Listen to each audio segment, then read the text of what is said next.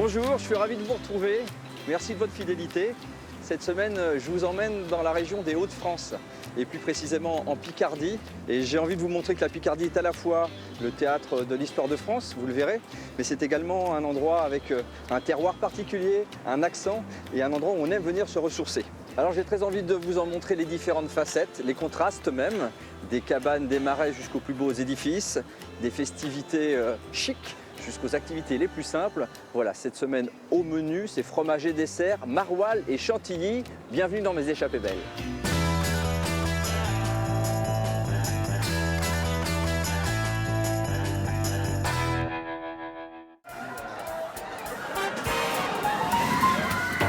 En Picardie, on aime l'histoire. Donc là, tu imagines Jules, assis devant sa fenêtre. Tout est sorti de sa tête ici, face à ces quelques arbres. Ouais. C'est incroyable, non? On a surtout de la mémoire. C'est important pour nous d'être ici, pour se souvenir de tous ces soldats. Et une sincère fierté qui s'exprime à travers la langue et le patrimoine. C'est pas parce qu'on mange du maroilles ou qu'on manipule du maroilles qu'on a la transpiration qui sort du maroilles. 60 centimes. Vous donnerez ça à la comptabilité. Merci.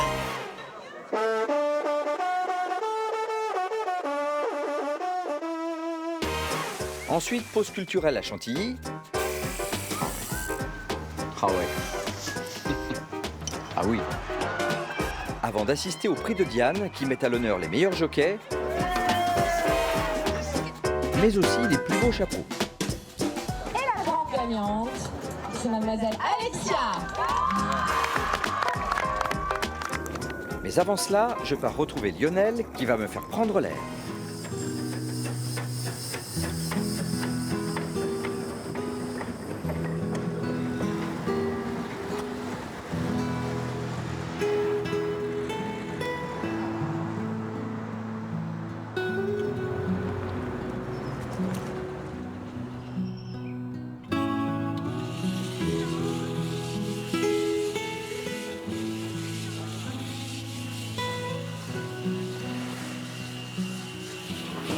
Toc toc. Bonjour. Bonjour. Bonjour Jérôme, tu vas bien? Bonjour Lionel, ça va bien? Bonjour. Jérôme. Bonjour Jérôme. Vincent. Enchanté. Alors qu'est-ce que vous êtes en train de faire un bobsleigh? Qu'est-ce que... Non, c'est un siège de char à voile, puisqu'on fabrique nos propres chars à voile. C'est du Tu vois? sur-mesure? C'est du sur-mesure, c'est un siège qu'on a créé nous, et Vincent fabrique les coques. D'accord. C'est les mêmes produits et les mêmes procédés que sur la réparation de bateaux, quoi. Et ici, les bateaux, c'est pas ce qui manque, hein? Voilà, on est à l'entrée de la baie de Somme, c'est juste par là-bas. Ouais.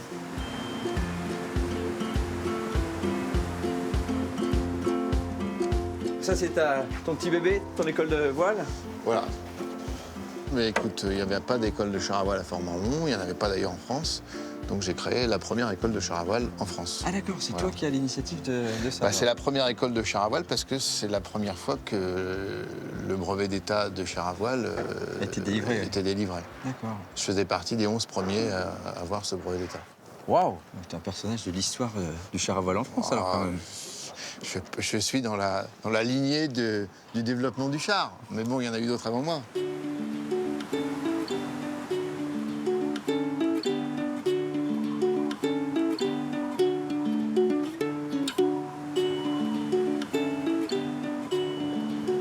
Ça va être top. Ça va être bien. Un super temps. C'est impressionnant la taille de cette plage. Ah bah oui.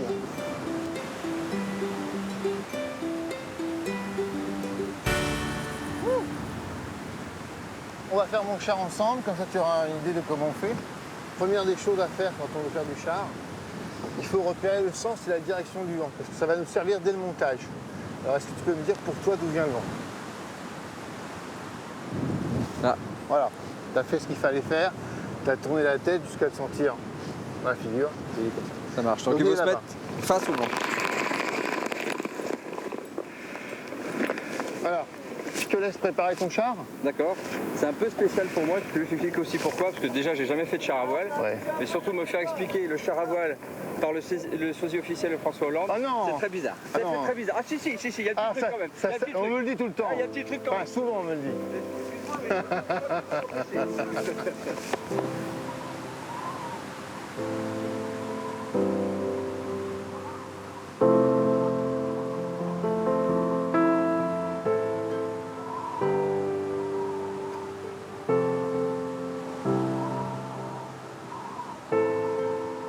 Donc, démarrage, je tire. Vas-y, tire. Tu viens face au vent. Ne tire pas la corde, tourne, c'est les roues qui tournent. Voilà. Et dès que la voile est au-dessus de la tête, tu mets la roue droite. Et maintenant, tu tires le frein. Voilà, voilà. Ouais, c'est bien. Alors maintenant, tu vas revenir vers moi. Ouais, super. Tu es presque prêt à être mis en satellisation. En satellisation. Oui. On dit comme ça? On dit pas comme ça, mais je voulais inventer un mot. Ouais, c'est bien. Le président qui peut tout faire. Voilà, c'est ça. Bon, alors, on va passer aux sensations. On y va, Jérôme? C'est parti.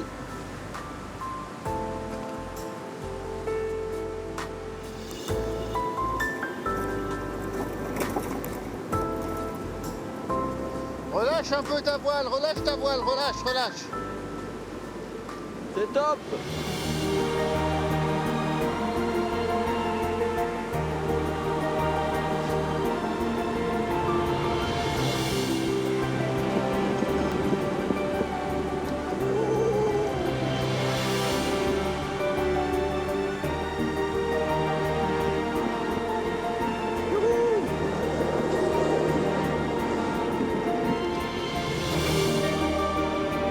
Super sensation là.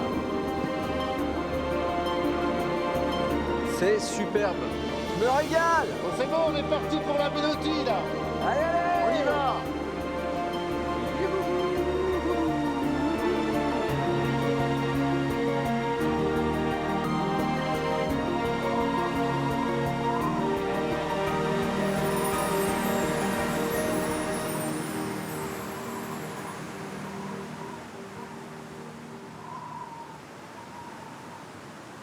Tu vois, moi qui n'en avais jamais fait, je trouve que c'est vraiment à la portée de tout le monde, quoi. Voilà, C'est à la portée en de une tout le heure, même pas, on arrive à s'amuser.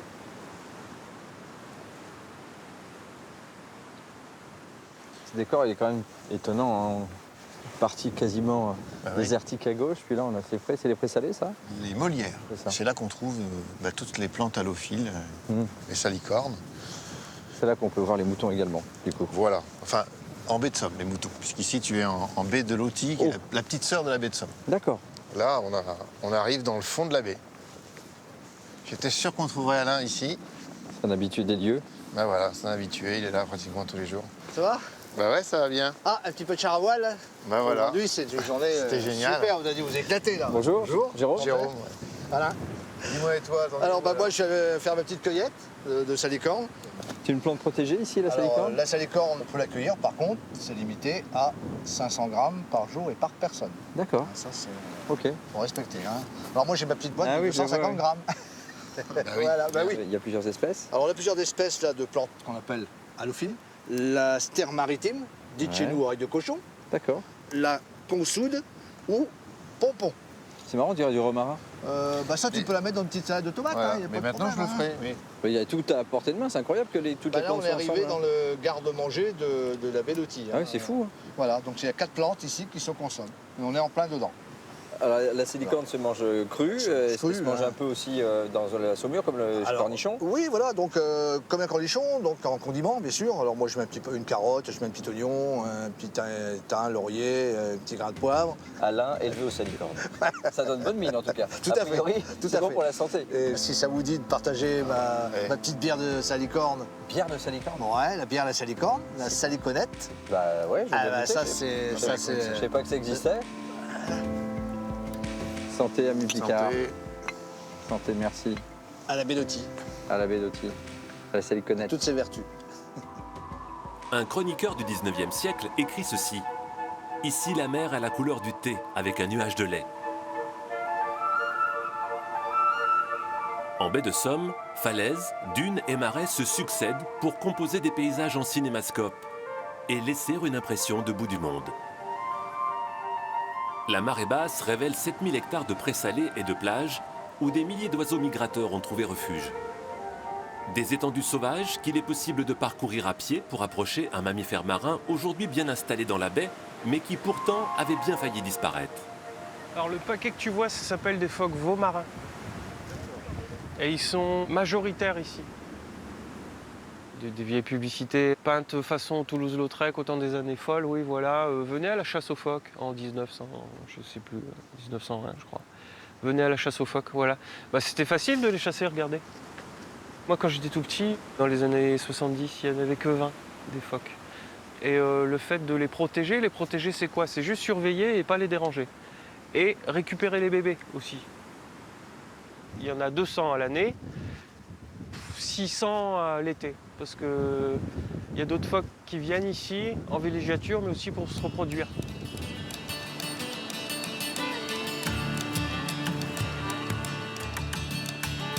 Une autre façon de découvrir les immensités sauvages de la baie de Somme est de la faire à cheval. Et pas n'importe lequel. Le Henson, une race créée en Picardie au début des années 70. À 2 pas des plages désertes du Marcanterre se trouve le centre d'élevage du Henson dirigé par Aurélie. Une passionnée tombée amoureuse de ce cheval dès son plus jeune âge. Je connais tous les chevaux très bien, je connais les 302 prénoms en plus des 25 naissances de cette année. Par cœur, la génétique, les parents. Donc, mon papa faisait partie du groupe de copains qui est à l'issue de la création de cette race. On a choisi de créer à base d'un croisement d'étalons fjord et de juments de sel.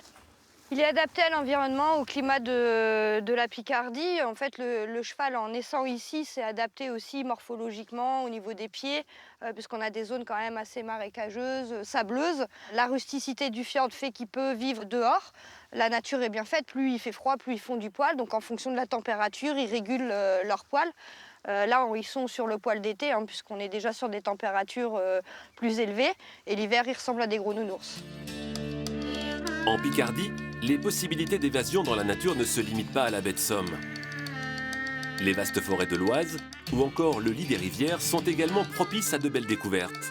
On a 17 km à faire, alors la route sera longue sur la Somme River.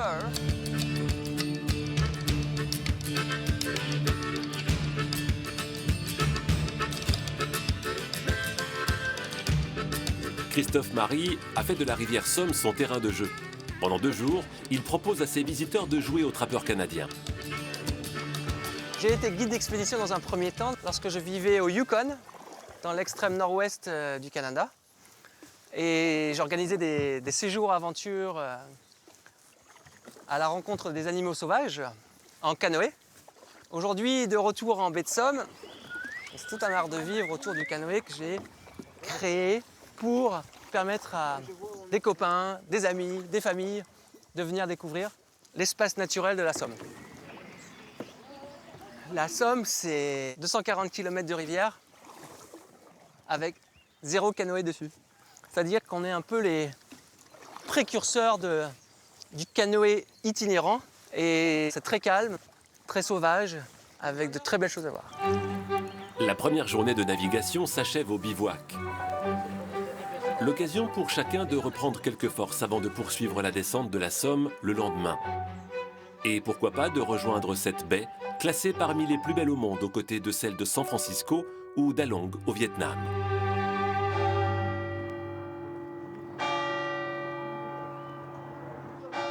Donc là, on est sur les hauteurs de Saint-Valery. Voilà, on est sur les hauteurs de Saint-Valery, la chapelle des Marins. On regarde un peu la superbe vue qu'on a de la baie de Somme. Donc c'était assez chic Saint-Valery, je trouve. Ah ouais, tu vois, c'est une petite station balnéaire prisée depuis le début du siècle, je dirais, à peu près. L'époque du développement des bains de mer. On arrive à la porte Jeanne d'Arc, la porte de ville. C'est d'autant plus émouvant pour moi qui suis un petit peu apparenté au frère de Jeanne d'Arc, Pierre d'Arc. Mais non. Je sais parce que dans les archives familiales, il y a des arbres généalogiques jusqu'au frère de Pierre d'Arc. Ouais. Petite anecdote. Bah dis donc. C'est dommage, Robert et Thérèse auraient été là, on serait passé les voir, mais c'est fermé. Non, c'est fermé. Ouais. T'as raison. Bon, on repassera. Pas une autre fois. On passera, il n'y a pas de raison. Ah, j'aime bien ce bâtiment aussi. Hein.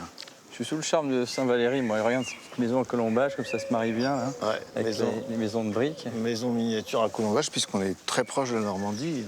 Tu fais à peu près 25-30 km et puis tu atteins la Normandie. D'accord, ok. D'où l'influence architecture. Très mignon. C'est mignon, Ah tu oui. vois. Ce qui est typique ici, c'est le mariage du galet, de la craie, parfois de la brique aussi. Oui, de la brique aussi, oui. Donc c'est un vrai mélange de styles, là. Ouais, c'est un mélange. Et d'époque. Voilà. Ouais, c'est beaucoup de charme, ce petit village. Des petites ruelles sympas, comme ici, tu vois. Ouais. Elle est vraiment très agréable et très jolie, cette petite ville. Ouais, c'est vrai.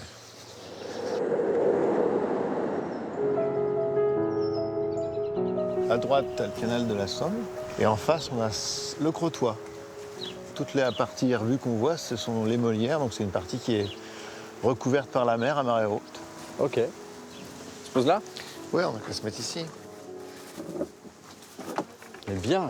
Ah ouais, c'est bien, c'est sympa. C'est vraiment super mignon. On est passé du moule de ton siège à char à voile au moule tout court. Ben voilà, tu vois, on reste dans la thématique. Dans la thématique. Et toi, tu as commencé comment le char à voile? C'est venu comment cette passion? Alors, j'ai commencé en 1977. C'était une activité familiale puisque mon grand-père en faisait déjà. Et à Fort-Mahon, ça se fait depuis le début du siècle dernier maintenant, on peut dire. Ah oui, d'accord. Depuis le début du XXe siècle. Il fait beau, il y a du vent et on a une belle plage. Donc merci pour cette belle journée. Je me suis éclaté. Les plaisirs de la Picardie maritime. Je vais d'ailleurs calmer sur les moules parce que sinon je vais me traîner sur la plage. Exactement.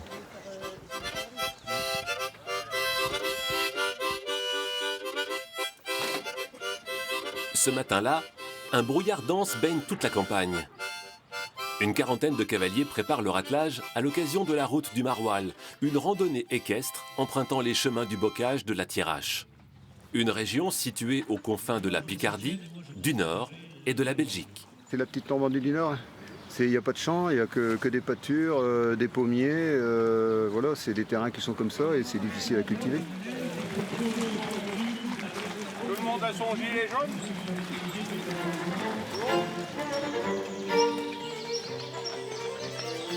Et comme en Normandie, le terroir rude et pluvieux de la Thiérache a lui aussi donné naissance au plus célèbre des fromages du nord de la France, le maroilles. Appelé à l'origine croque-union, le maroilles fait partie des fromages les plus anciens de France. Il aurait été élaboré au Xe siècle à l'initiative de l'évêque de Cambrai, dans l'antique village de Maroilles. Bon fromage de Thiérache, un morceau de maroilles. Mais qu'est-ce que c'est bon! La réputation olfactive de ce fromage l'a longtemps précédé. Le maroilles, c'est le fromage qui a le plus de parfum. Alors justement, il y avait une émission hier qui voulait démontrer que quand on manipulait le maroilles, ou quand on en mangeait ou tout ça, la transpiration sentait le maroilles aussi. Alors ils sont allés dans une cave de maroilles. Et je crois que l'expérience n'était pas concluante, en fait. C'est pas parce qu'on mange du maroilles ou qu'on manipule du maroilles qu'on a la transpiration qui sort du maroilles. Le plus souvent, il va se manger en vrai rôti au maroilles, donc du pain au four. On va le laisser gratiner. Puis après, un petit peu de beurre pour fignoler la chose. Après, on a la traditionnelle tarte au maroilles aussi. On peut la tremper dans le café. Les anciens le faisaient beaucoup. Avec de la chicorée, bien sûr. Plus c'est puant et meilleur c'est. Et pourtant, il en faut du savoir-faire, de la délicatesse et du temps pour fabriquer un bon maroilles dans les règles de l'art. Dans le village d'Authion, Claire Halleux ne plaisante pas avec la tradition et surveille toute la fabrication de son fromage comme le lait sur le feu. Il faut déterminer le moment précis où le lait va passer de l'état liquide à l'état solide. Donc on est à 11 minutes. En quelques minutes, un concert de gestes savamment étudiés va transformer ce cahier en un début de maroilles.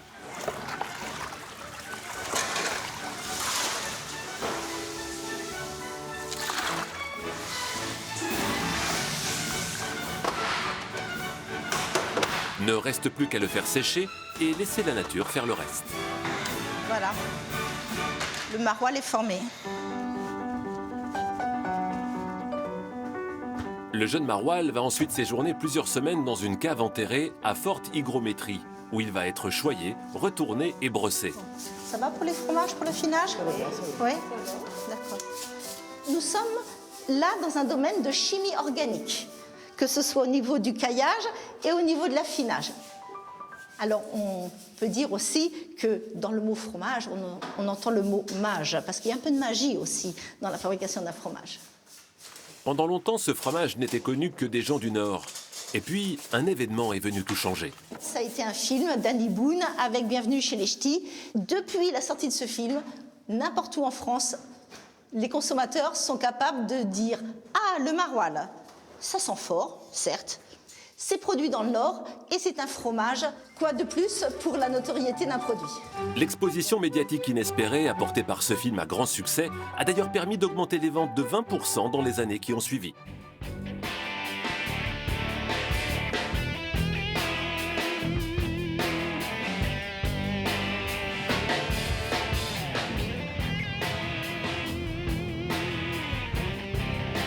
Bon appétit!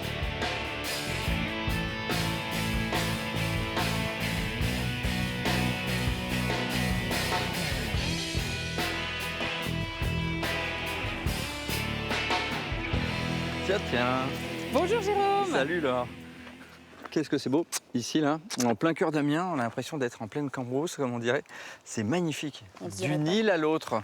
Il y a plusieurs îles alors ici? Oui, c'est un maillage d'îles, tu vas voir. Et on passe d'une île à une autre. Ça, c'est une de tes jolies petites cabanes alors? Oui, c'est ça. On en a 6 qui sont toutes très différentes. Ouais, on se croirait presque au Québec là. Celle-là, c'est une cabane familiale. Ouais, chaque cabane a son style. Les cabanes étaient là à l'origine? Ah oui, toutes. On n'a pas le droit de construire dans les ortillonnages. On n'a que le droit de restaurer l'existant. Donc cette cabane-là, c'est un petit cocon pour les amoureux, tu vois. D'accord. On peut juste mettre 2 personnes dedans. Il y a beaucoup de cabanes qui se louent ici sur les ortillonnages là? Ah non. Là, il n'y a que nous qui proposons ce type d'hébergement. Oui, comment ça se fait? En fait, personne n'avait eu l'idée de le faire auparavant. Et surtout, c'est un travail colossal de restaurer ces maisons qui sont vraiment très anciennes et qui n'étaient pas du tout destinées à l'habitation, en fait.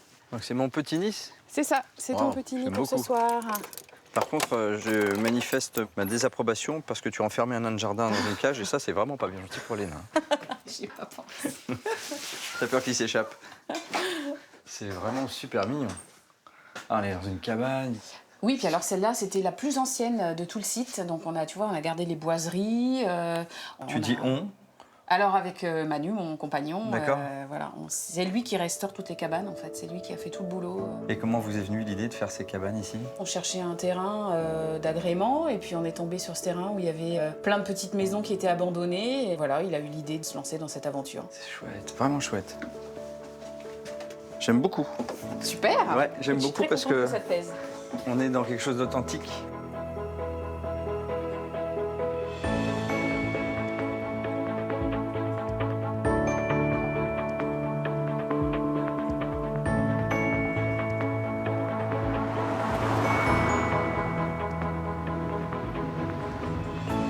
C'est un beau bâtiment ça. Tu m'emmènes au cirque? Oui. Ouais. Cirque municipal, c'est pas fréquent en plus ça. Et c'est Jules Verne qui a souhaité sa construction. C'est lui qui a vraiment voulu qu'on ait ce bâtiment pour recevoir dignement les artistes. Il était passionné par le cirque? Alors, il était conseiller municipal de la ville, il adorait les spectacles et c'est lui qui l'a inauguré.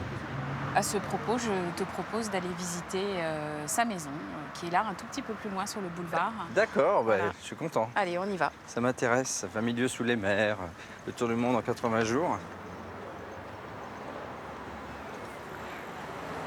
Donc Amiens a quand même quelques petits trésors d'architecture. Hein. Ah oui, le quartier anglais, c'est une petite pépite. Et pour quelle raison il y a cette architecture britannique ici?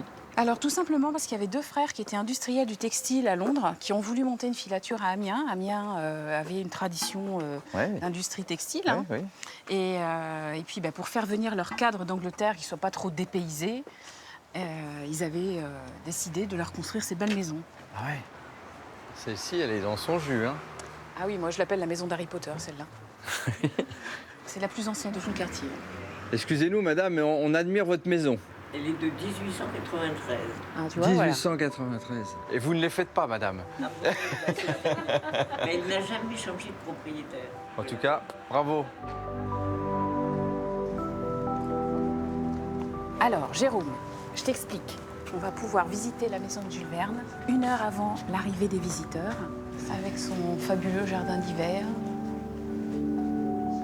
Il a vécu 18 ans ici. C'était pas en fait à l'origine sa maison principale. Ça, c'est un hôtel particulier qu'il a loué pour faire plaisir à sa femme qui était amiénoise et pour y recevoir la haute société. D'accord.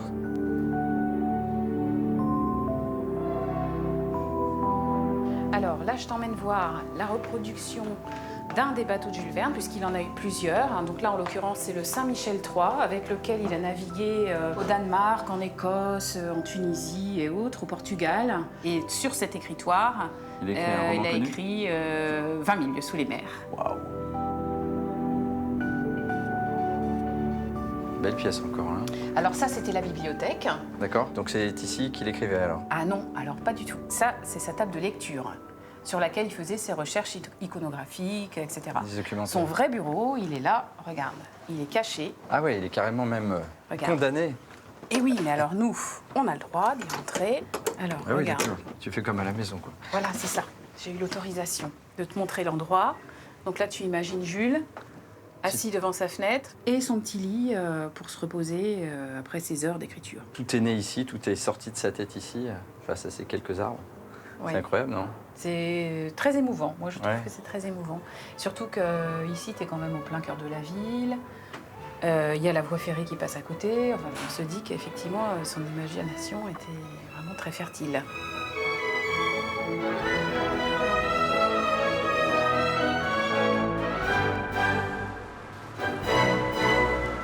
Alors Jérôme, voilà, quand on vient à Amiens, il y a 2 choses incontournables qu'on voit. La cathédrale. La cathédrale et la tour Perret. La tour Perret. Voilà. C'est quoi la tour Perret? C'est une tour qui a été construite dans les années 50 par l'architecte Auguste Perret. D'accord. Le premier building d'Europe. Il fallait loger vite les gens, donc on a construit des appartements. D'accord, donc c'est un immeuble d'habitation. Ça l'est toujours d'ailleurs? Complètement, c'est habité jusqu'au 24e étage. On va avoir une vue incroyable là-haut. Voilà, je te présente Olivier. Il va nous offrir une petite visite en exclu de la tour Perret. Ah, donc je vois qu'il y a le sésame, c'est ça? Il y a le sésame. Très urbain de ta part. 23.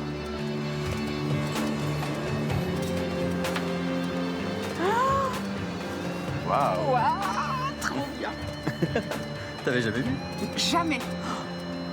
Ah, c'est chouette. Ah, c'est extra! J'imaginais pas, tu vois, qu'il y avait autant de toits en ardoise. Ah oui, oui, c'est fou, regarde! Il y a que ça! Et moi, ça me permet de voir justement à la fois l'étendue de la ville, puis en effet, cette partie très verte qui vient se contraster avec ces maisons en briques très resserrées. C'est ça. Toute la ville qui vient s'enrouler autour du site des Ortillonnages. Il y a vraiment une insertion de cette espèce de poumon vert au milieu d'une forêt de toitures d'ardoise. Ah, c'est fabuleux, hein. Franchement... Ce qui vient de trôner au milieu de cette ville, cette espèce de bijou au milieu, là, c'est cette cathédrale somptueuse. Ah, oui. Il faut imaginer effectivement qu'après-guerre, elle était quasiment la seule debout encore. C'est vrai. On dit qu'il y a eu entente entre les évêques allemands, anglais et français pour épargner la cathédrale sous peine de représailles divines pour les belligérants. On dit aussi que c'est carrément la main de Dieu qui détournait les obus. C'est vrai, c'est vrai.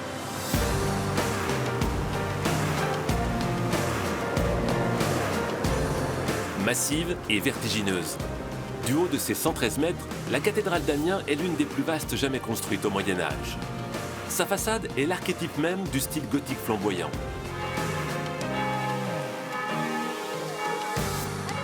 Cette cathédrale a succédé à une cathédrale romane qui a brûlé en 1218, construite en 1220 en un temps assez record, en une petite cinquantaine d'années. Elle s'est donc substituée entièrement à l'édifice précédent. Sa façade est très narrative. Elle a été surnommée la Bible d'Amiens parce que c'était un mode d'écriture qui parlait aux fidèles, qui racontait toutes les histoires de l'Ancien Testament.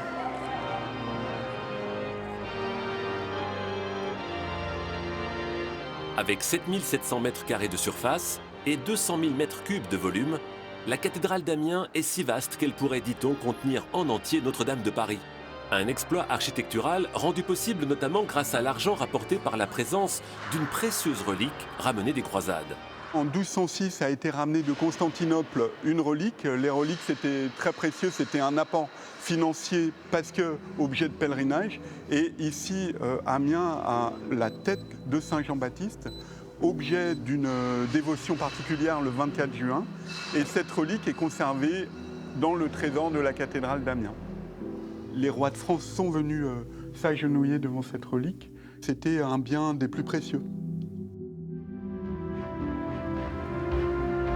La Picardie compte 5 autres cathédrales. Laon, Soissons, Senlis, Noyon et surtout Beauvais.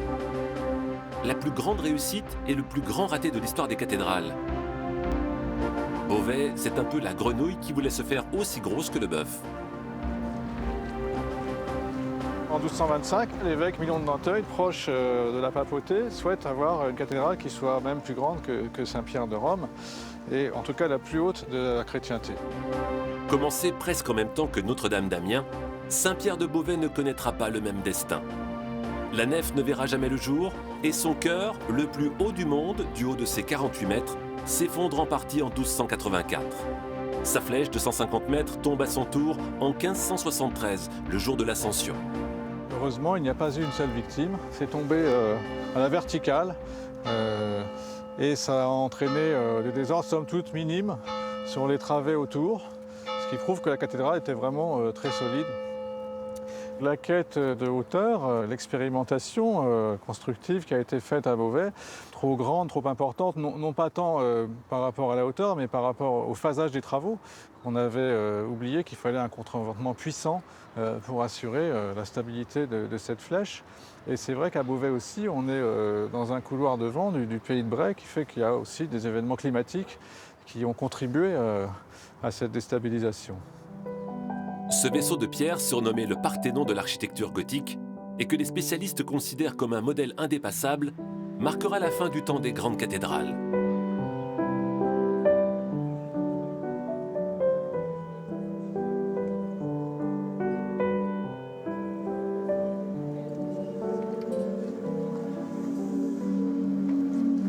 C'est saisissant, hein, l'impression que c'est... Alors en fait, ouais, la lumière, elle est fixe. Hein.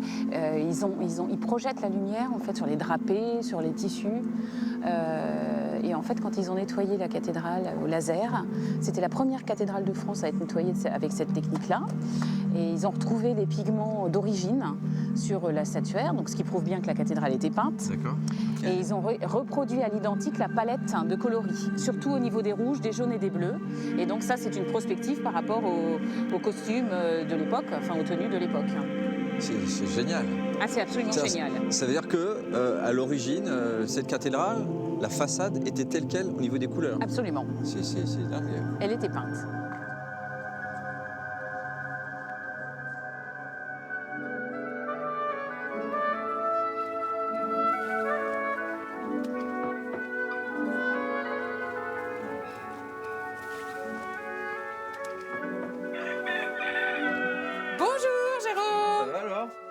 Ben, ça va très bien. Et toi? C'est la mère Grand qui a une visite. C'est ça. C'est le petit chaperon rouge, c'est trop mignon. Oui. Alors, les petits cakes au citron maison, les petites viennoiseries fraîches, les confitures maison, tu vois, on fait des confitures nous-mêmes. Et puis le petit jus qui va te donner de la vitamine pour toute la journée. Superbe. Donc là, on est au cœur des ortillonnages. Ça fait vraiment partie de la zone des ortillonnages. Ah oui, ici. là, tu es en plein milieu. Là, oui. Hein.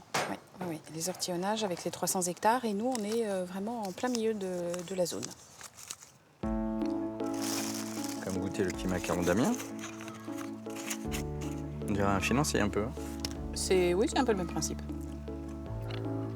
C'est la fin de l'hypoglycémie, ça. C'est quand même bruyant ici, entre les canards, les oies, les coqs qui chantent. Vraiment, on n'a pas ça en ville. Alors Jérôme, je vais t'emmener en barque dans les ortillonnages. Ouais, chouette. À la rencontre d'un festival d'art contemporain qui se déroule sur les parcelles, en fait. Tu vas voir, c'est très original.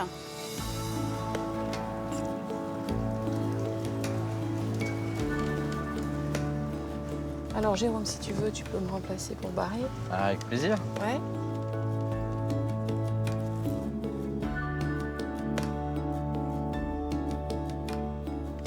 C'est vraiment sublime, on est seul au monde, hein. C'est fabuleux. Ah oui, parce que là, d'autant plus, tu es dans la partie sauvage des ortillonnages. Sur les 300 hectares, si tu veux, grosso modo, on va dire qu'il y a la première partie qui est extrêmement cultivée, et puis ensuite, tu as la partie sauvage où là, comme on s'éloigne vraiment du centre-ville, les gens ne viennent plus, donc les parcelles tombent à l'abandon, voilà. Tu vois, il y a beaucoup de végétation. Alors, on arrive sur les parcelles qui ont été investies par les artistes dans le cadre du festival Art, Ville et Paysages. Ouais. Alors, le principe de chaque œuvre, c'est que tu as un ponton pour accoster et puis tu vas à la rencontre de l'œuvre. Donc là, voilà, tu vois, il y a plein d'œuvres autour de toi. Donc ça, c'en est une, la plantation de quoi? De choux? Tout à fait, c'est une plantation de choux. Et puis, ça fait un espèce de cheminement à travers les choux qui t'amène jusqu'à la petite cabane en brindille qui est au milieu. Qui justement est censée représenter les maisons ortillonnes qui sont implantées au milieu des parcelles cultivées maraîchères. Les scolaires? Eux, par contre, ils sont top. Cette maison-là, ah oui, je ne l'ai jamais vue à vendre. Hein. Je voudrais pas dire, mais j'ai comme l'impression que les filles ne barrent pas très droit. Là, on n'est pas bien, là. Attention, bateau de filles, attention. Oh là là, oui, bah là. On va vous aider, on va vous aider, on va vous aider. Ah ben ça fait partie du jeu, qu'est-ce que vous voulez, hein. On vient de partir, c'est à ça que ça se reconnaît. Je suis pas sûre qu'à l'arrivée ce soit mieux. Soyez prudente quand même, hein. Oui, oui, on fait ce qu'on peut. Bonjour. Bonjour. Tu vois le monsieur là, regarde, c'est nain de jardin, il les a laissés en liberté. Ah oui, là ils sont en liberté. Ben voilà. Ils sont rutilants, c'est vrai. Ah oui.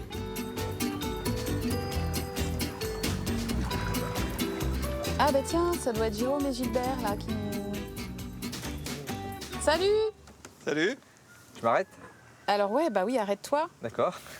Attends, regarde. On devrait pouvoir se rapprocher à peu près. Attention les pieds. Voilà. Hop.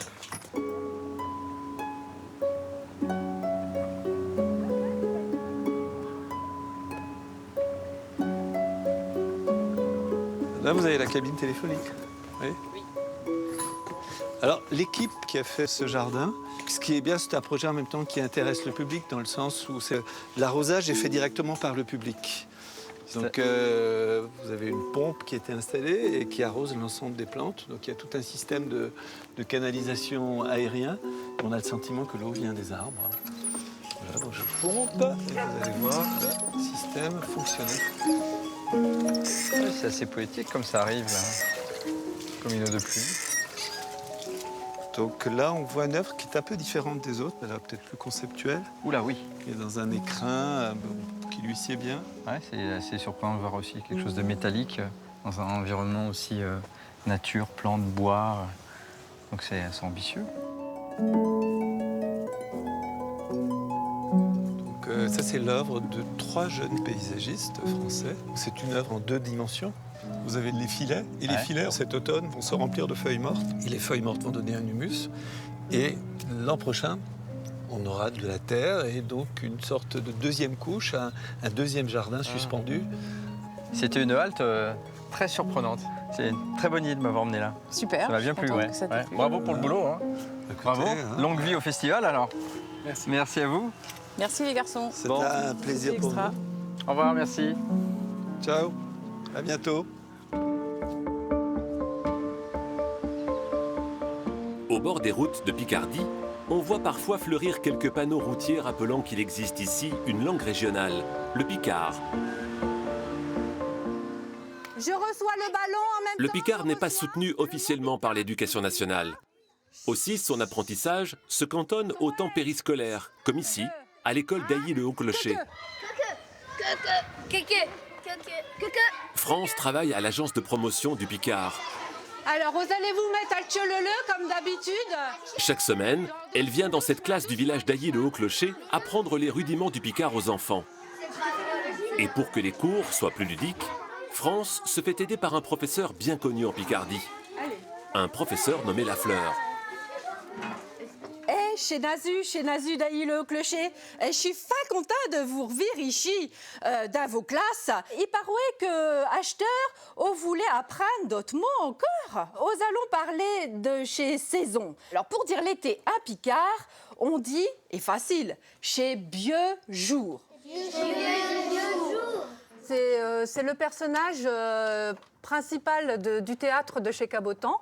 C'est en fait un personnage qui a une devise. Est-ce que vous vous rappelez de la devise de la fleur? Bien manger, bien boire et ne rien faire. La marionnette, c'est un outil qui est très pédagogique pour les enfants parce que ça leur permet de pouvoir s'exprimer sans que ce soit eux directement qui s'expriment. C'est la marionnette qui parle. Donc ils ont beaucoup moins d'appréhension pour pouvoir parler le picard. Vas-y. Ils sont tous partis et vous pouvoir faire ma opinion d'un...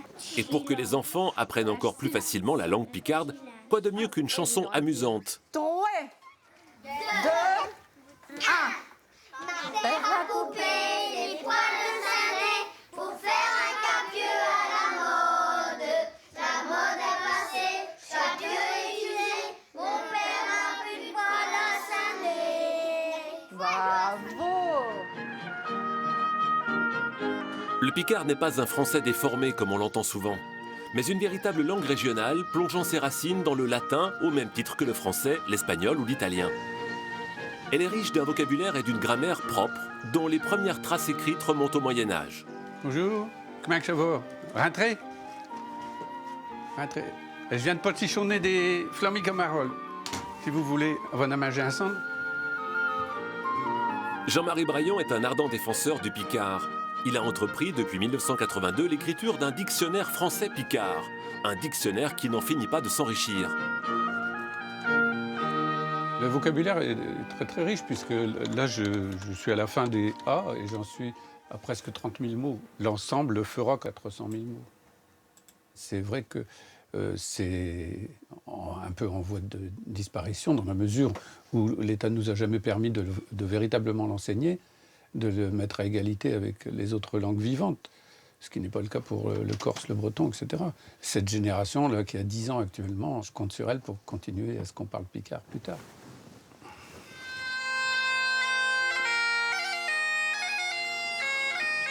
Chaque année, Saint-Valery-sur-Somme célèbre son festival de théâtre. Jean-Marie François est conteur. Et ses histoires, il ne les raconte que dans sa langue régionale, presque dans sa langue maternelle. Mais je connais une vraie histoire. Une histoire véritable. Quand ça passait ici, en Picardie. Un ch'tio capuchon rouge. Oh, grand-mère!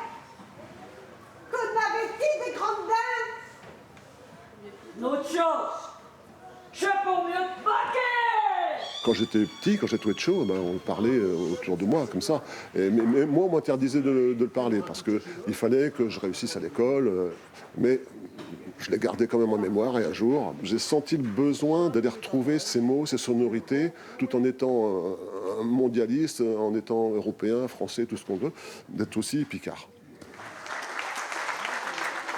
Appelé ch'ti dans le Nord, le picard est également parlé en Belgique, où il est même officiellement reconnu comme langue régionale endogène.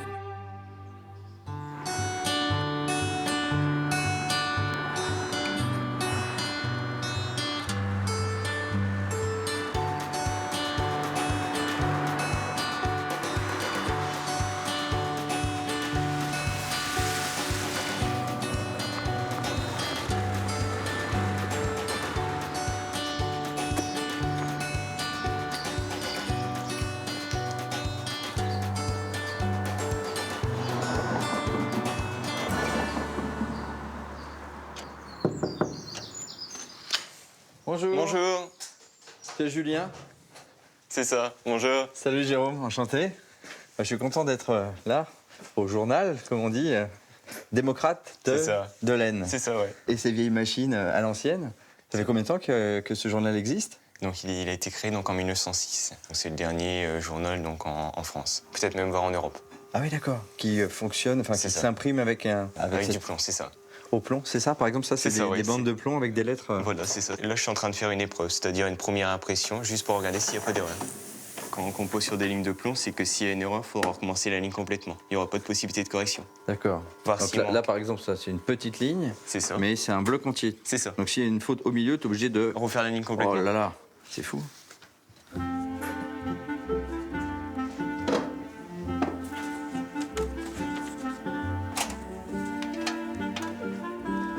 C'est un monument, cette machine. C'est ça, donc elle est 1936. Donc c'est une des premières machines qui ont été fabriquées. J'avais jamais vu ça. Donc en fait, dès que je vais appuyer sur une touche de mon clavier, en fait, je vais faire descendre une lettre de mon magasin qui va se ranger tous les lettres de l'alphabet. D'accord. Comme ici, par exemple, c'est un P. Ici, j'ai du plomb en fusion à 280 degrés qui va être injecté derrière chaque lettre. C'est ce qui va venir prendre l'empreinte. D'accord, donc là, c'est le moule de la lettre et bim, et ça qui est... Voilà, c'est ça. Oh.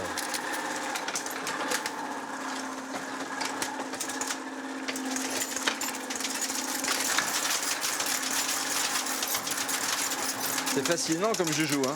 C'est incroyable. C'était quand même ingénieux à l'époque. C'est une méthode abandonnée parce que il faut une journée pour une page, donc...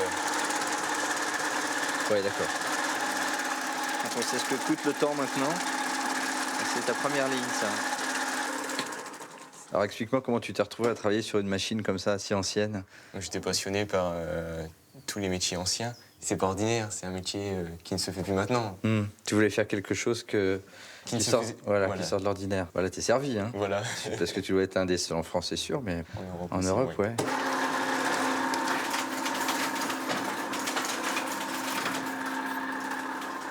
Bonjour. Bonjour. Je vais pas mal vous embêter. Je me posais la question de savoir ce qu'il y avait dans le journal. Qu'est-ce qu'il raconte, ce démocrate de l'Aisne? Alors, on a 4 pages. Dans les 4 pages, on a la une. Dans la une, on a les nouvelles nationales. Et puis à l'intérieur, on a des informations un petit peu plus locales. Et puis en dernière, c'est notre page d'annonces légales. On vit aussi grâce à ces annonces légales. Et puis sinon, après, on a 1000 abonnés qui le sont de génération en génération. Des abonnés aussi qui vivent ailleurs, conservent le lien avec la région grâce au journal. Ils sont abonnés, donc on en a un petit peu partout. On a même quelques-uns à l'étranger. Bon, bah, je croise les doigts pour que le journal soit encore là longtemps, alors. Merci. Je vous dérange pas plus longtemps, merci. Merci.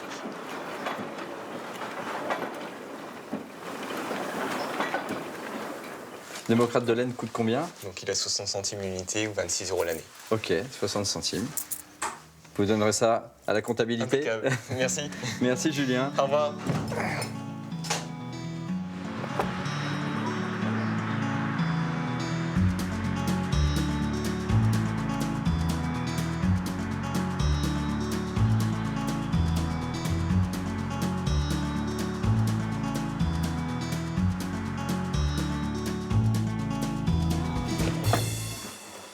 Bonjour.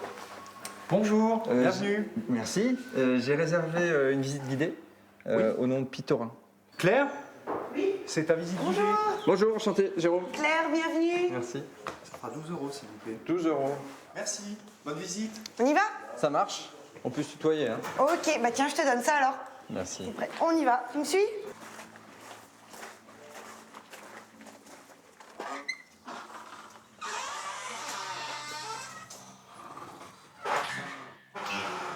C'est qui, Ernest Danicourt? Eh ben, l'abbé Danicourt, c'est celui qui a redécouvert les souterrains de Naour. Il est arrivé ici en 1885 et en 1887, il a redécouvert la cité souterraine. C'est un peu grâce à lui qu'on visite la cité souterraine aujourd'hui. Ok, d'accord. Alors, les premières traces en fait, d'habitation ici, c'est le Moyen-Âge. Ah oui, donc je vois que c'est consolidé, c'est pas très moyenâgeux comme En effet, technique. c'est pas trop Moyen-Âge. Mais non, en fait, ça, c'est pas du tout du Moyen-Âge. Le lieu a été occupé pendant des siècles et des siècles. Et d'ailleurs, pendant la Seconde Guerre mondiale, il a été également occupé. Donc tout ce que tu vois en briques comme ça, en maçonnerie, c'est l'œuvre des soldats allemands pendant la Seconde Guerre mondiale.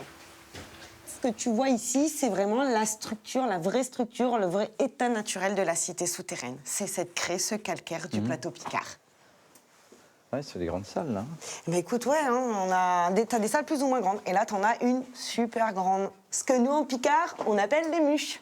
Ah oui, puis il y a comme un hôtel, comme une petite église, une chapelle. Exactement, c'est la chapelle. En fait, regarde, si tu te mets dans ce sens-là, ici, c'est le seul endroit dans la cité souterraine où on va avoir des muches qui communiquent. Et regarde, Ça fait exactement comme une nef. Ici, en fait, tu es dans une chapelle. Tu es dans la chapelle principale. Ça a été construit de voilà. la sorte. Si tu es ici, c'est que là-haut, ça se passe pas bien. Ouais, c'est que c'est le bazar. Donc, les hommes se sont réfugiés ici pendant les périodes de guerre et les périodes d'invasion. Donc, en visitant Naour, tu visites l'histoire de la Picardie.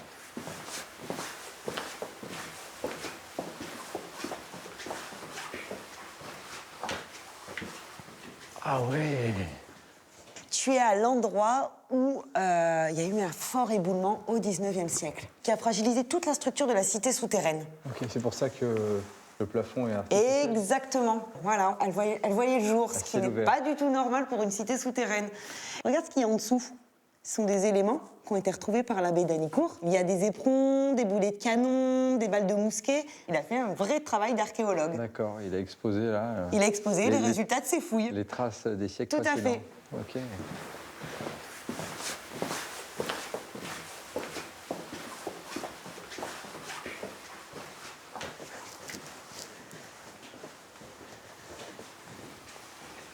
Alors là, c'est des inscriptions de soldats qui ont été laissées pendant la Première Guerre mondiale.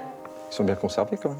Eh oui, pourtant c'est écrit au crayon mine. Crayon de papier? Crayon à papier, ouais. Ah ouais. Voilà. Le seul lien qu'on avait encore à la famille, à des milliers de kilomètres, c'était d'écrire. Ouais, c'était la lettre. Donc voilà, ça faisait partie du pactage du soldat. Donc ça s'écrit voilà, au crayon à papier. Ah. En tout cas, c'est une valeur inestimable, ce mur. Hein. Bernard et Nicole avec un cœur, ça doit être autre chose. Oui. Voilà, ici, c'est un concentré d'histoire de la Picardie. Ouais, vraiment, ouais. Voilà, si tu viens visiter la Somme, il faut venir visiter la cité souterraine de Naour. Et tu la racontes bien. Merci. Non, vraiment, c'est très vivant. La Picardie est restée très marquée par les stigmates de la Grande Guerre. Pour en prendre la mesure, il faut prendre de la hauteur. À bord de ce vieux Piper, Philippe Morinière aime partir sur les traces d'une des batailles les plus sanglantes de 14-18, la bataille de la Somme. Il y a deux moyens, c'est d'aller sur place, voir, et puis il y a l'autre moyen de passer au-dessus et de voir ce qui reste encore de visible. En voiture, ça demande plus d'une journée pour le voir. Alors, on va arriver sur la Boisselle.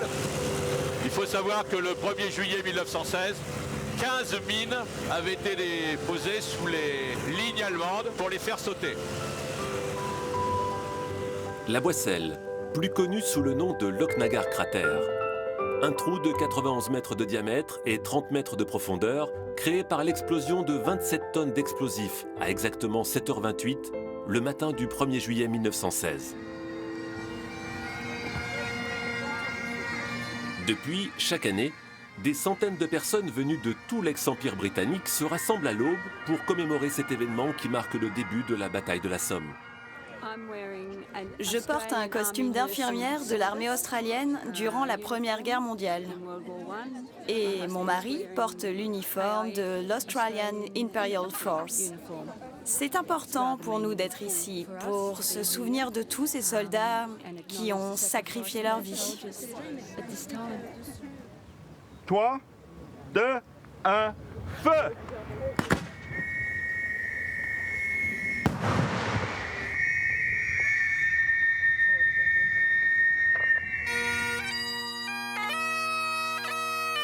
La bataille de la Somme, si elle est un peu oubliée en France, est pourtant considérée comme le Verdun des Britanniques.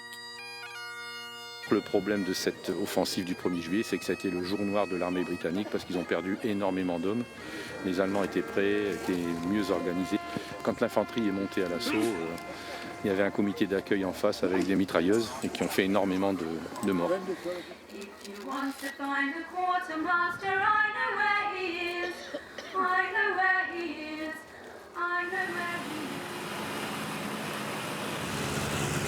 Alors on va arriver sur le site de Thiepval. C'était l'objectif, que c'était fixer les Britanniques pour arriver sur cette colline à la fin du premier jour de la bataille de la Somme, ce qu'ils n'ont pas pu faire, bien entendu. Tous les ans, au 1er juillet, un des membres de la famille royale est présent. Alors toujours des cimetières et des cimetières et des cimetières. 300 cimetières militaires jalonnent la campagne picarde. Tous témoignent des 450 000 hommes morts durant les 141 jours qu'a duré la bataille de la Somme. Des tombes françaises, britanniques, allemandes, australiennes et même chinoises. Alors c'est surprenant de voir des tombes chinoises ici. Et pourtant, à Nolette, il y avait un très grand campement de travailleurs chinois.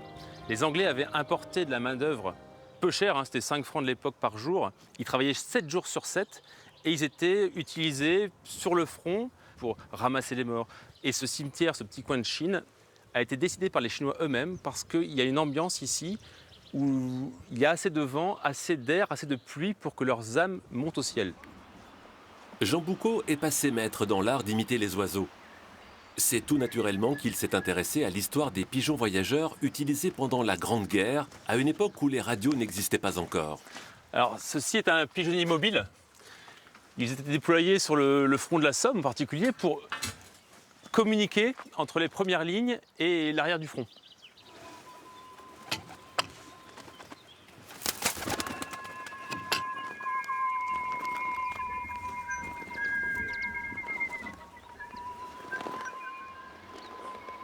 Le sifflet qu'on entend, c'est des sifflets chinois qui étaient utilisés en Chine pour éviter que les rapaces attaquent les pigeons.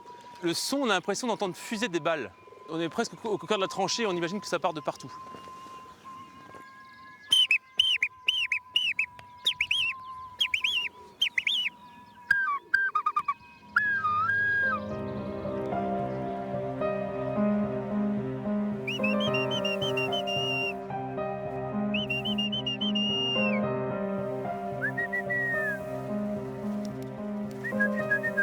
C'est bien, c'est bien. Waouh.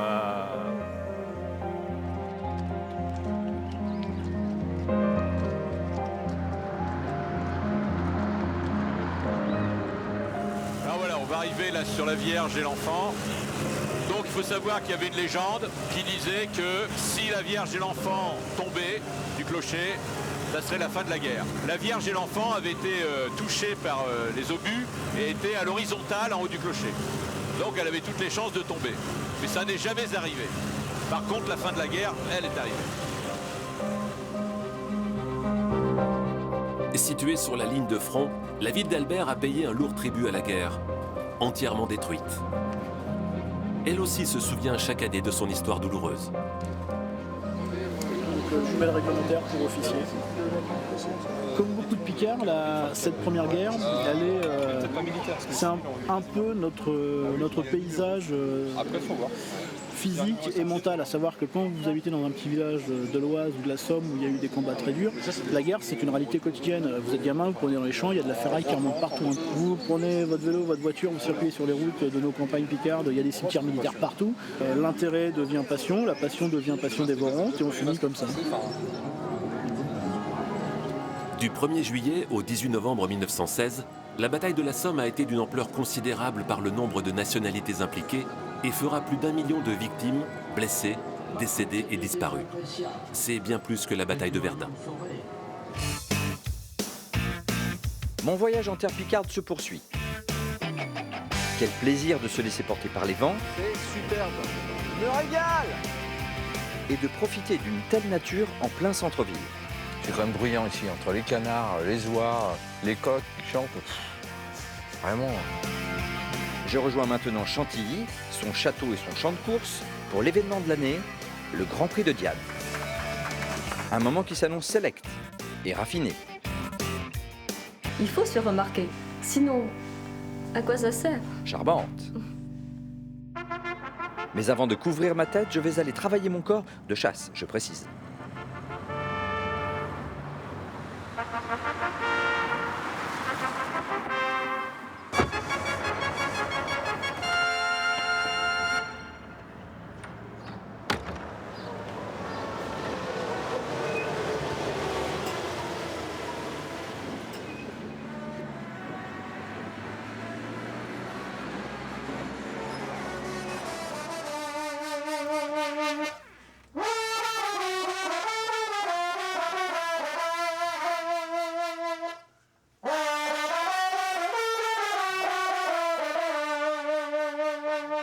Tu gagnes à raccourcir ta note d'attaque et pas trop faire de on varie. Bonjour. Hein.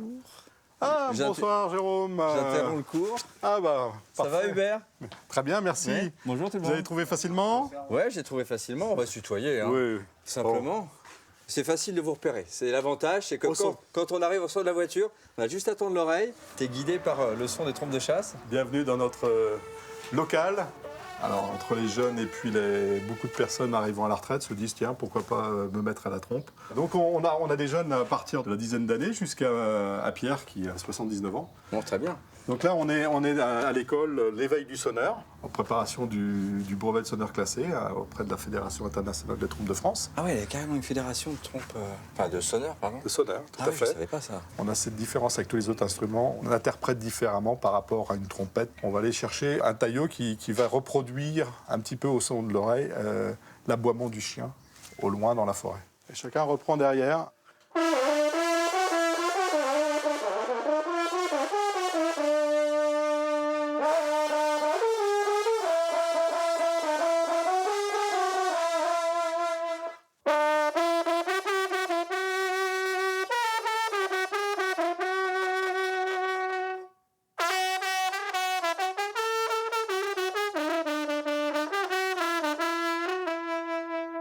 Il ne faut pas que tu souffles comme pour gonfler un ballon, mais tu vas prononcer un te au départ. Un te. Te. Et puis tu laisses... Ouais, non, mais là, c'est... Non.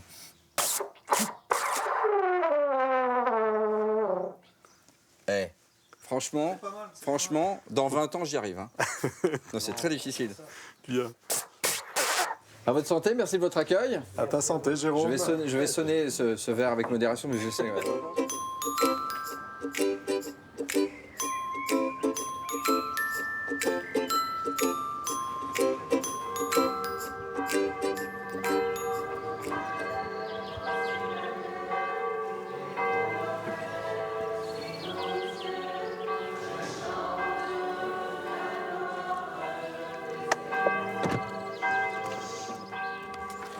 On entend la messe qui a commencé déjà, la célébration. Oui, ça chante. Bien. Vous connaissez la famille avec qui... Non, du tout. Non. On a été contactés par téléphone, grâce à notre site internet. Ouais. On va s'approcher. Sortie d'église.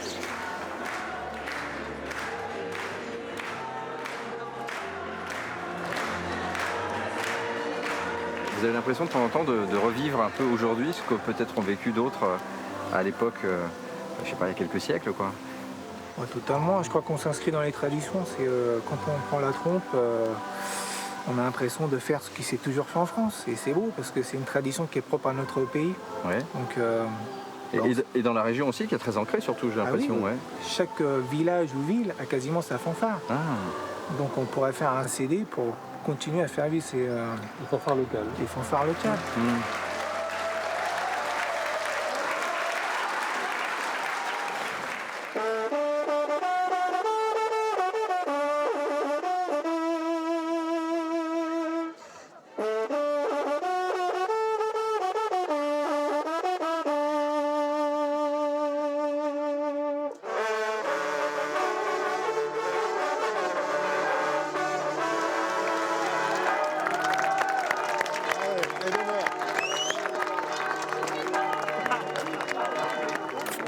Deuxième sonneur, 60 ans de bonheur. Nous sommes 6. 3 x 6, 18. Pourquoi vous avez choisi de faire venir des sonneurs aujourd'hui? Pour moi, c'est ce qui représente les valeurs de la chasse. Et malgré qu'on soit tout petit, on peut faire un mariage digne des grands. En grande pompe, comme dit. En grande pompe. En grande trompe, même.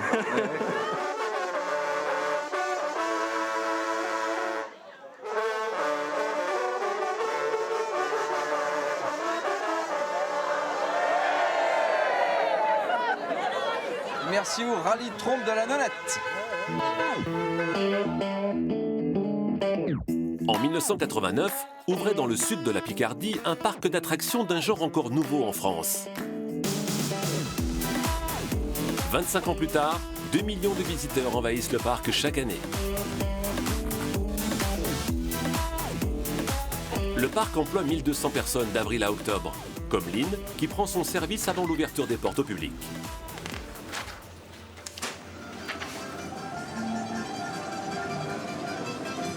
Quand on arrive, il personnes et puis après ça se remplit petit à petit, donc c'est un autre monde en fait. C'est pas le même monde qu'après la journée, donc c'est notre petit moment. Lynn est comédienne, bien qu'elle ait d'abord été engagée il y a bien longtemps en tant que sportive de haut niveau. Je suis arrivée au parc parce qu'il y avait un spectacle de natation synchronisée et de trapèze. Et donc j'évolue, enfin je suis les spectacles en fait. Alors ici, on est à la costumerie où on vient chercher nos filets et nos effets personnels pour pouvoir répéter et qui sont lavés chaque soir.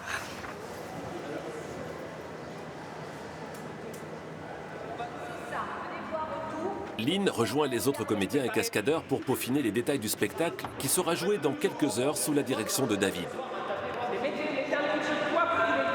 On essaye de se le faire depuis le début et on va jusqu'à la fin. Ça marche? Alex, c'est bon pour toi? Avec le chien? Le chien arrive, c'est parti!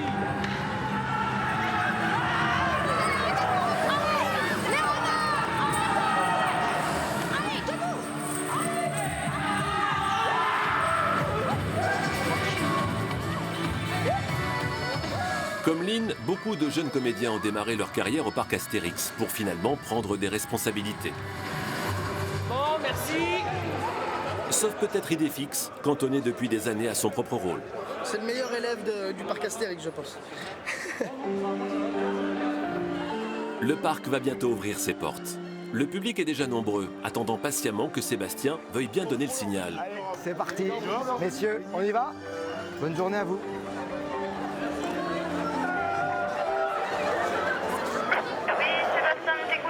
Le parc vient d'ouvrir ses portes, je rappelle la journée jusqu'à 19h, on prolonge jusqu'à 19h et on réouvre pour la soirée privative dans la foulée jusqu'à 2h du matin avec une fermeture chez vous à minuit. Demandez le programme, tous les horaires, tous les spectacles, j'ai tout ce qu'il vous faut. Alors que les visiteurs se ruent sur les attractions, Sébastien, lui, commence son marathon. Entre 24 et une trentaine de kilomètres sur des grosses journées. Donc c'est bien, mais ça fait du bien, c'est pas tous les jours. Et c'est tellement agréable d'être sur le parc. Attentif aux moindres détails, Sébastien veille à tout ce qui pourrait venir enrayer la machine bien huilée d'une journée qui se doit d'être inoubliable et parfaite. C'est aussi un point important, c'est ce qu'on appelle la rutilance du parc. Il faut que les gens trouvent des choses qui sont belles et qui ne soient pas, entre guillemets, en état un petit peu dégradé. Il y a tellement de détails qu'il peut toujours y en avoir, mais là encore, plus on réussit à en régler rapidement et meilleur on est.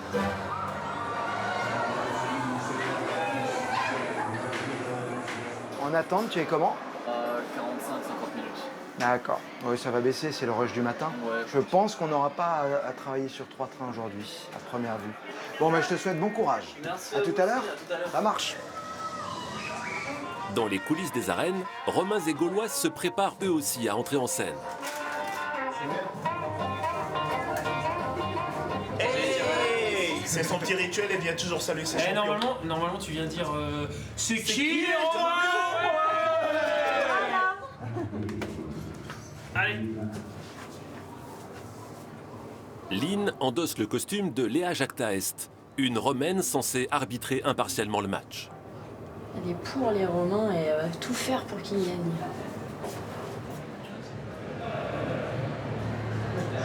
Ils sont là. Encore quelques minutes et c'est parti.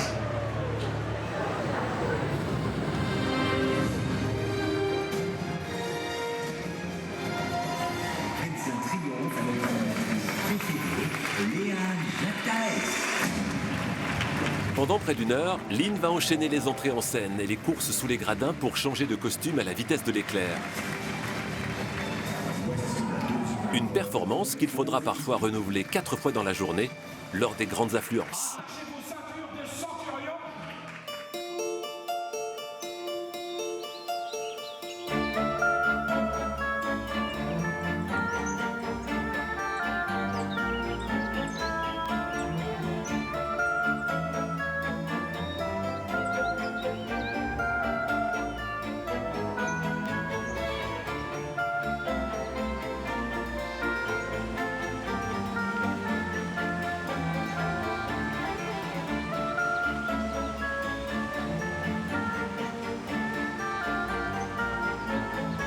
Salut Thierry, tu vas aller te baigner?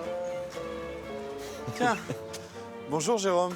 Ça va? Bienvenue au domaine de Chantilly. Merci. Elle est un peu fraîche, tu sais. Elle est un ce peu matin. fraîche. Qu'est-ce que tu fais là? Eh bien là, on est au bassin des Princes. C'est une pièce très importante dans le réseau hydraulique à Chantilly, Ouais. puisque c'est ici qu'arrive toute l'eau pour l'ensemble du réseau hydraulique. L'eau arrive d'une rivière qui s'appelle la Nonette. Ouais. Elle traverse un aqueduc souterrain qui fait 7 km de long. D'accord. Ici, on est à 9 mètres de hauteur par rapport au parterre à la française. Donc il y a un courant qui s'installe. Voilà, pour pouvoir on va se alimenter. servir de la gravité du Ouais. terrain et de la réduction du diamètre des tuyaux pour créer une pression. Alors tu vois, il y a un petit panier qui est là. Voilà. D'accord. Tout simplement une pièce métallique qu'on repositionne. Ça évite que les feuilles partent dans le tuyau et créent un bouchon. Allez, viens, on va aller ouvrir léger. Tout est normal ici. Voilà l'outil du fontainier. Alors c'est ça la clé? Alors tu vois, chaque matin, on actionne la clé de sol.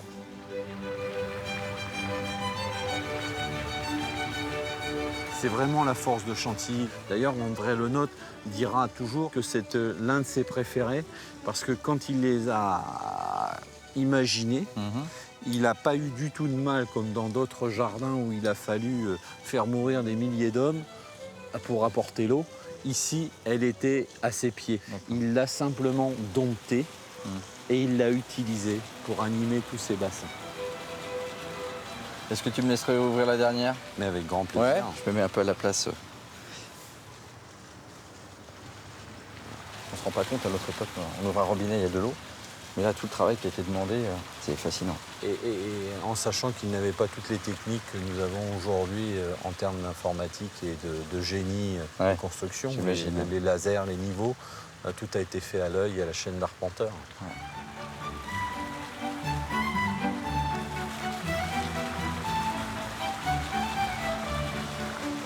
Et alors là, cette partie, c'est quoi? Nous sommes ici sur le jardin anglais. C'est un ancien jardin à la française qui a disparu à la Révolution française. La différence, c'est quoi? C'est que Alors, c'est un jardin plus nature? Là, on laisse la nature s'exprimer. De l'autre côté, on est dans un jardin dit régulier. À la française, très symétrique. Voilà, où on dompte la nature, si on peut s'exprimer ainsi. Puis là, on la laisse s'exprimer avec des bosquets d'arbres de différentes hauteurs, de différentes couleurs, et puis des hauteurs d'herbes qui sont complètement différentes. Moins rectiligne, justement, et plus vaste? Alors, justement, aucun cachet visuel pour diriger le regard du visiteur vers quelque chose de bien précis. D'accord. Là, allez, on flotte dans le végétal.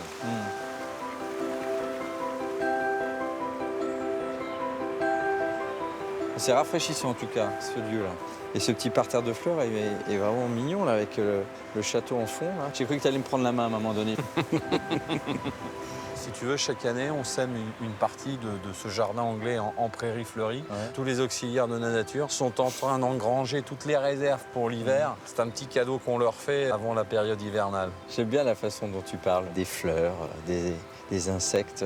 C'est quelque part, comme on dit au pays, tout ça c'est la famille. Ouais. Faire un jardin sans les fleurs, sans les arbres, sans les insectes, il manquerait quelque chose à un moment donné. Et donc mon plaisir au quotidien, c'est de faire découvrir ça aux visiteurs. Ouais, c'est un boulot. Hein. On a presque envie de croquer dedans. Tu sais, à Chantilly, il n'y a pas que les fleurs qui se croquent. Ouais. Il y a aussi la chantilly. Ah, il faudra qu'on aille goûter ça. Vous la faites ici? Bien sûr. Ouais.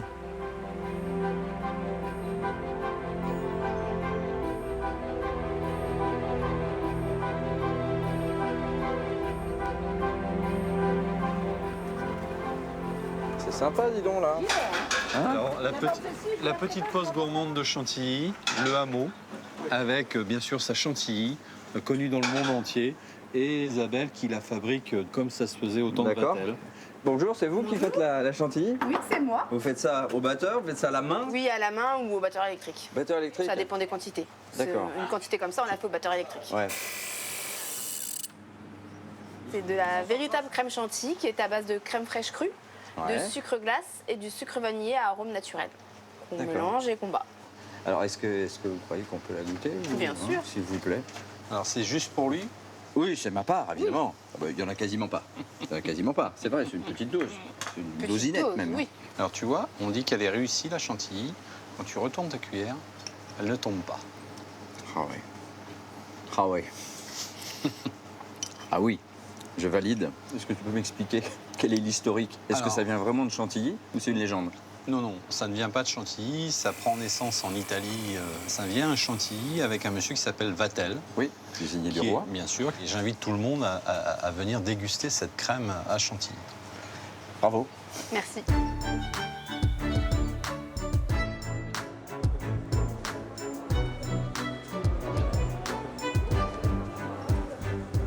Alors Jérôme, après la salle à manger, les jardins, je t'emmène voir une autre pièce magnifique qui est la galerie de peinture où Henri d'Orléans se plaisait à amener ses invités après le repas pour leur faire découvrir cette magnifique collection privée de tableaux. Plus de 900 œuvres sur l'ensemble du domaine. D'autres ne sont pas à la vue du public, mais des toiles formidables de grands maîtres, Poussin, Descamps, collectionnés à Chantilly par ce fameux personnage, Henri d'Orléans. C'est pas une collection qu'on enferme, que personne ne voit. C'est des joyaux qui sont à la portée de tout le monde. Des crans, de la croix.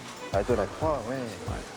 Et ça a une valeur inestimable, Alors, patrimoine comme ça. Au-delà de la valeur financière, il y a une valeur humaine, culturelle, je dirais intimiste, parce que c'est quand même la collection d'un homme et qui met des années à créer cette collection. Pendant 10 ans, il va rebâtir ce château et il imagine déjà comment il va installer ses toiles, dans quelle pièce il va les disposer. Et là, on retrouve ce musée. En fait, c'est une maison d'habitation dans son jus. Et dans son testament, il demande à l'Institut la conservation parfaite de cette muséographie. Ça fait de ce domaine la plus grande collection privée en France. Ah, les fameuses 3 grâces de Raphaël. Je savais que c'était pas très grand, donc je m'attendais, voilà, tableau. Mais pas un format carte postale. C'est inestimable. C'est l'œuvre la plus importante de notre collection. Ces œuvres resteront à vie à Chantilly. Et elles font le renom du domaine de Chantilly, en plus de sa crème et de ses chevaux.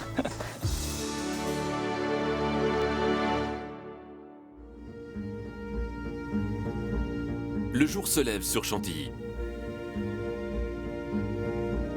Comme tous les matins depuis 40 ans, Christiane Edmarek est déjà au travail au centre d'entraînement des Aigles pour observer les chevaux qu'elle entraîne. Bonjour Vincent. Bonjour Noto. Faites attention, bonjour, be careful. Ici, on est au paradis terrestre. Chantilly, c'est la capitale de l'hippisme. 3000 chevaux de course, des milliers d'emplois et un centre d'entraînement sans équivalent dans le monde. Le centre d'entraînement de Chantilly n'existe nulle part ailleurs. Il y a 250 hectares. Vous avez des kilomètres et des kilomètres de pistes en sable. Vous avez le gazon. Vous avez une ligne droite qui fait 2 kilomètres de long, qui est magnifique un peu plus haut. Vous avez des obstacles. Vous pouvez tout faire ici. On n'a pas d'excuses. Christiane est un grand nom du milieu hippique. Née d'une famille d'entraîneurs depuis 5 générations, elle a remporté 3 fois le prix de l'Arc de Triomphe, mais aussi le prix de Diane. Et justement, la 167e édition de cette course prestigieuse a lieu demain sur l'hippodrome de Chantilly. J'ai très souvent participé, j'ai eu la chance de la gagner plusieurs fois et d'être très souvent à l'arrivée. Oui. Le prix de Diane, c'est la meilleure course pour pouliche de 3 ans à cette époque-ci de l'année, donc c'est très important. Le prix de Diane, ce n'est pas seulement une course hippique, c'est aussi un concours d'élégance très célèbre. Ça va très bien. Les petits chevaux rappellent le prix de Diane. Et quelques jours avant l'événement, dans l'atelier de la styliste Sophie Papiernik, les élégantes viennent choisir le chapeau qui fera sensation. Énorme. Ça, c'est le dessin très technique, basique. Donc je vais porter un truc incroyable, c'est ça? Ouais, il y a un volume assez incroyable. Très bien. Mais il ne sera pas lourd, hein. Pour se faire remarquer et peut-être remporter le concours, il va falloir oser l'extravagance sans pour autant sacrifier le style. Évidemment, il faut créer des choses qui vont dans le paysage. On ne va pas essayer de minimiser le volume. C'est grandiose. Voilà. C'est un concert de chevaux, de femmes, de mouvements, de parieurs, de gens qui sont là pour pique-niquer en famille. C'est très vivant. Ça ne gêne pas? Non, pas du tout. Avant, après. De toute façon, il faut se faire remarquer. Sinon, à quoi ça sert? Le grand jour est arrivé. Tout le monde hippique s'est mis sur son 31 et afflue vers l'hippodrome de Chantilly. Tandis que les premières courses s'élancent, les fashionistas arborent leurs plus beaux atours pour tenter de séduire le jury. Après, on ouvre le champagne. Il est midi. Il va être chaud sinon. Au même moment, Antoine Hamelin se prépare lui aussi à entrer en scène. Antoine est l'un des meilleurs jockeys français et aujourd'hui, il doit concourir dans le mythique prix de Diane.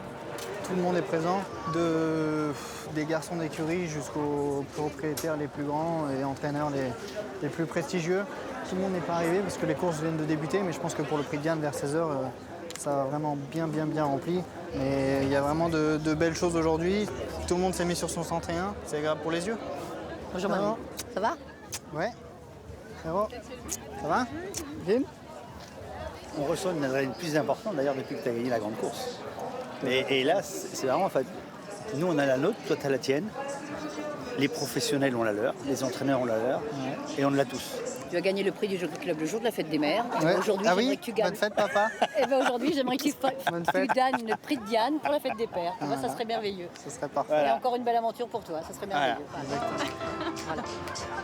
La grande course va avoir lieu dans quelques minutes. La tension monte chez les parieurs, les propriétaires et les entraîneurs. Tandis que du côté du concours d'élégance, Sophie Papiernik et son modèle peuvent être satisfaites. Leur chapeau a été récompensé. Grâce à toi, j'ai gagné le concours grâce à ton chapeau.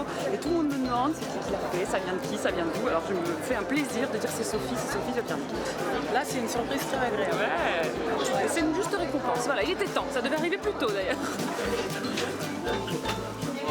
Après le rituel de la balance, Antoine rejoint les vestiaires sans stress apparent. Là, il y a un ami qui a gagné une très grande course, donc on va faire la tradition, on va l'arroser de champagne.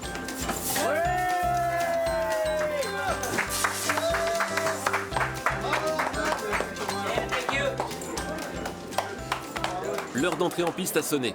Antoine et ses 15 concurrents sont désormais concentrés vers l'objectif ultime, tenter de remporter l'une des 3 courses les plus importantes de la saison hippique. La deuxième place tout à la fin par le numéro 1 Estigmal qui a très bien terminé. Eh bien la favorite Prometto, le favori Promettre, n'a pas déçu ses très nombreux partisans, l'élève d'André Fabre s'impose ici. Bonjour Jérôme. Tu vas bien, une fleur parmi les fleurs. Oui, tu vois. Ce bouquet fleuri. Merci.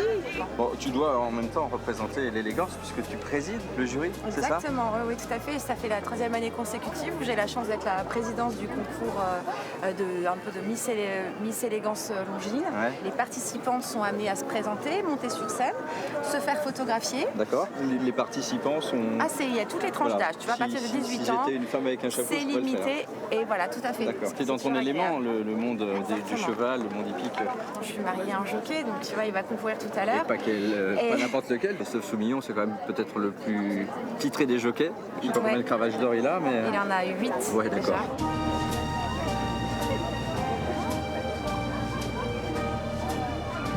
Bonjour mademoiselle, le thème de sa robe, icône de mode des années 30 et 40. Elle a même donné un exemple, Wallis Simpson pour ceux qui connaissent. Forme années 30-40, droit, le chapeau dentelle et gros grain. Merci mademoiselle. Grande femme extrêmement élégante aujourd'hui, c'est ce que me disait Sophie Talman, hein. On a eu beaucoup de chance, des femmes extrêmement élégantes. J'espère que vous êtes prêtes mesdames et que vous n'êtes pas trop angoissées. Quels sont les critères, Sophie? Là, c'est la technicité ou l'esthétisme, c'est quoi? Là, on a énormément de choix. On part sur des thèmes, des thématiques vraiment différentes. Ouais. Et on a tous plus ou moins des coups de cœur, quoi. Ça nous raconte des histoires. Là, c'est beau. On a un super podium. Elles mériteraient toutes de gagner, vraiment. Et au final, tu vois, regarde, on a toutes, tous, l'unanimité, elle s'est dégagée. On peut les applaudir. Bravo.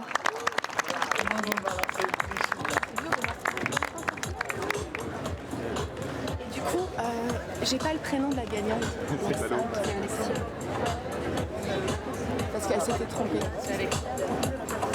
Alexis marqué ou Alexis. Ah oui, c'est ça, hein, c'est sûr. C'est ça. Ouais. Et la grande gagnante, c'est mademoiselle Alexia.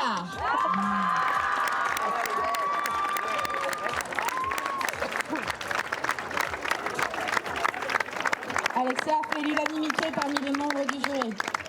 Félicitations Alexia. Félicitations Alexia. Bravo.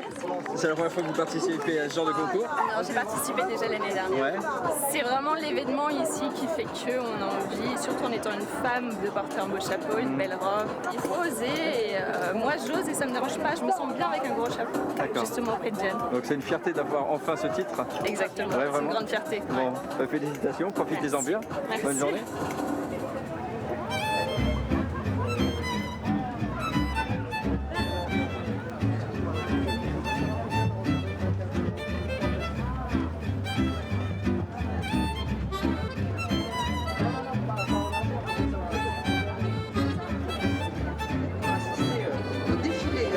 Bonjour, vous êtes Anne et Dominique. Oui, c'est ça. Les parents d'Antoine. Voilà. Bon, vous êtes en train de regarder les derniers préparatifs. Tout le monde a son adrénaline ici, les entraîneurs. Tout le monde peut se sentir concerné, qu'il soit propriétaire, parent, jockey, Tout à fait. simple parieur comme moi par exemple. J'aimerais bien savoir, lui, par contre, quand il est sur son cheval, Lui, il est déjà à dans ce moment-là, sa course. on se demande ce qu'il veut penser, quoi. Nous, on est émus, mais lui... Ah, le voilà, le voilà. Le voilà. Ouais. On va y aller, hein? Allez, on y va. Allez, on va vivre ça ensemble. Une compétition réservée aux femmes, ce sera des cavalières. C'est quelle distance la course? 2100. Le prix Diane, c'est les femelles et le Jockey Club, ce sont les mâles. D'accord, les 3 ans. pouliches, 3 ans. Donc ce sont les futurs stars au niveau des chevaux, évidemment. Est-ce qu'il est bien parti? Je ne vois pas. Ils sont là. Il est bien, il est très très bien. Le 4. Ah là là, qui c'est qui est tombé? Heureusement, chute à l'arrière. Heureusement à l'arrière. Allez,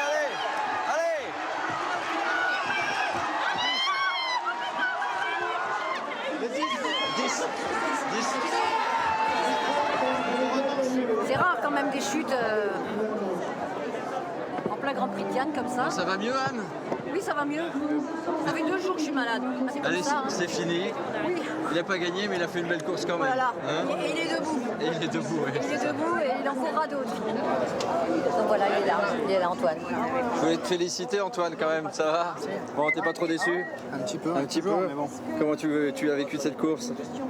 Bien jusqu'à mi-tournant. Ouais. Après, voilà, ça c'est compliqué, mais bon, on savait que c'était dur, c'était pas facile. Ce prix de Diane, qu'est-ce qu'il représente particulièrement? C'est le prix de l'élégance, c'est la classe du monde des courses.